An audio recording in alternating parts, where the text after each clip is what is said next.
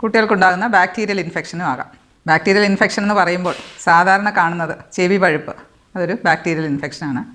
തൊണ്ടയിലെ infection, tonsillitis, റൈനോസൈനസൈറ്റിസ്, ഇതെല്ലാം കടുത്ത പനിയോടുകൂടെ വരുന്ന ഇൻഫെക്ഷനാണ്. പിന്നെ ന്യൂമോണിയ, ഡിസെൻട്രി, അതായത് effective diarrhoea, urinary tract infection, serious ആയിട്ടുള്ള ഇൻഫെക്ഷനാണ് മെനിഞ്ചൈറ്റിസ്, ബ്ലഡിലെ ഇൻഫെക്ഷൻ, സെപ്സിസ് എന്ന് പറയും.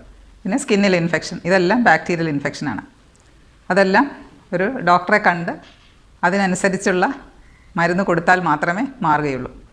അതേസമയം വൈറൽ ഇൻഫെക്ഷൻ ശരിക്കും സെൽഫ് ലിമിറ്റിംഗ് ആണ്, തന്നെത്താൻ തന്നെ മാറുന്നതാണ്. പക്ഷേ സംശയമുണ്ടെങ്കിൽ ഉടനെ തന്നെ ഡോക്ടറെ കണ്ട് എന്താണ് ശരിയായ ചികിത്സയെന്ന്, എപ്പോഴാണ് പനി കാര്യമാക്കിയെടുക്കേണ്ടത് പറഞ്ഞാൽ 100.4 കൂടുമ്പോഴാണ് നമ്മൾ പനി കാര്യമായിട്ട് എടുക്കേണ്ടത്. അതായത് 3 മാസത്തിന് മുകളിലുള്ള കുട്ടികൾക്ക്. അതേസമയം 3 മാസത്തിന് താഴെയുള്ള